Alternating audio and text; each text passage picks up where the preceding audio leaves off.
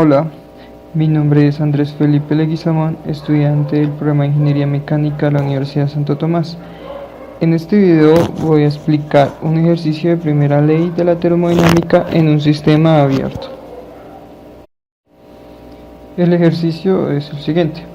Un compresor adiabático de aire procesa 10 litros por segundo a 120 kilopascales y 20 grados centígrados, hasta 1000 kilopascales y 300 grados centígrados. Determine A. El trabajo que requiere el compresor en kilojoules sobre kilogramo y B. La potencia necesaria para impulsarlo en kilowatts. Entonces tenemos un compresor, recordando que es un dispositivo de ingeniería de flujo estacionario.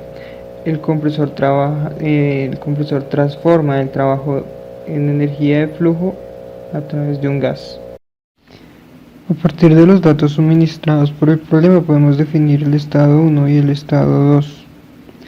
En el estado 1 encontramos una presión de 120 kilopascales y una temperatura de 293.15 grados Kelvin. Ya pasamos 2 grados a grados Kelvin. En el estado 2 encontramos 1000 kilopascales y 573.15 grados Kelvin. Además, en el estado 1 encontramos un flujo volumétrico igual a 0.01 metros cúbicos sobre segundo.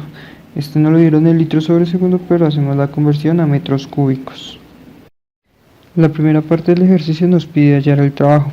Vamos a revisar qué elementos tenemos de la ecuación de la primera ley de la termodinámica, la ecuación general, que es la que encontramos aquí. En la ecuación general de la primera ley podemos establecer lo siguiente. Como tenemos un compresor, la diferencia de calor es aproximadamente 0. En la sumatoria de energías que entran solo tenemos una, entonces no tendremos que hacer la suma de las energías entrantes, lo mismo que de las salientes. Además tenemos que la energía cinética, la variación de la energía cinética va a ser muy cercana a 0, lo mismo en la potencial, entonces estos términos que se eliminan. Finalmente, al eliminar los términos que son cercanos a 0, obtendríamos la siguiente ecuación. Menos el trabajo sería igual al flujo másico por la diferencia de las entalpías, o sea, la entalpía 2 menos la entalpía 1.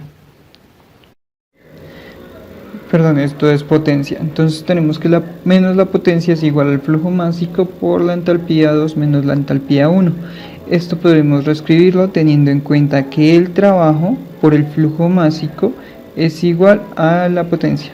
Entonces reescribimos como menos el trabajo por el flujo másico es igual al flujo másico por la diferencia de las entalpías.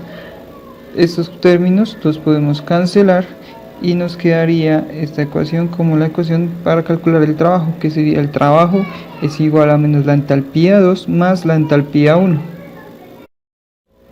Una vez tenemos nuestra función de trabajo, que es menos la entalpía 2 más la entalpía 1, debemos hallar nuestro valor de entalpías.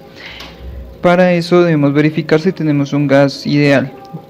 Nos apoyamos en los puntos críticos que encontramos en la tabla A1 y recordamos que tenemos un comportamiento de gas ideal si tenemos altas temperaturas y bajas presiones, con lo cual se cumplen ambos estados. Por lo tanto, podremos ver en la tabla A17 nuestras entalpías, pero para nuestros valores, que son 573.15 y 293, no encontramos un valor calculado. Por lo tanto, debemos hacer esta interpolación, las dos. Esta diferencia nos dará el valor del trabajo. Por lo tanto, nuestro trabajo es igual a menos 285.56 kilojoules sobre kilogramo, que sería la respuesta a la primera pregunta del ejercicio. Una vez tenemos el valor del trabajo que calculamos anteriormente, recordamos que la potencia es igual al flujo másico por el trabajo. Por lo tanto, tendríamos que calcular ahora nuestro valor de flujo másico. Recordemos que tenemos comportamiento de gas ideal en este gas. De esta manera podemos usar la ecuación de gases ideales, pero vamos a hacer una pequeña variación para que para que podamos trabajarla con los datos que tenemos y que queremos calcular, que sería multiplicarla por unidad de tiempo, sobre la unidad de tiempo. De esta forma tendríamos una ecuación que nos relaciona el flujo másico y el flujo volumétrico. Recordemos que el flujo volumétrico no lo dan en los datos del problema. De esta forma tendremos una función para el flujo másico con variables conocidas. A partir de esto tendríamos que el flujo másico es igual a la presión 1 por el volumen específico 1 sobre la constante del gas por la temperatura 1.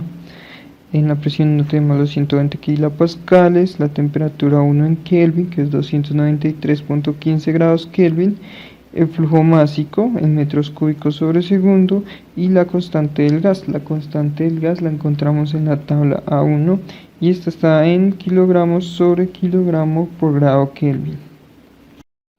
Si hacemos el análisis dimensional tendríamos que un kilopascal es igual a 1 kilojoules sobre metro cúbico. Este metro cúbico se cancelaría y lo mismo que estos grados Kelvin con estos grados Kelvin. Aquí tendremos kilojoules sobre kilojoules y nos quedarían kilojoules sobre segundo.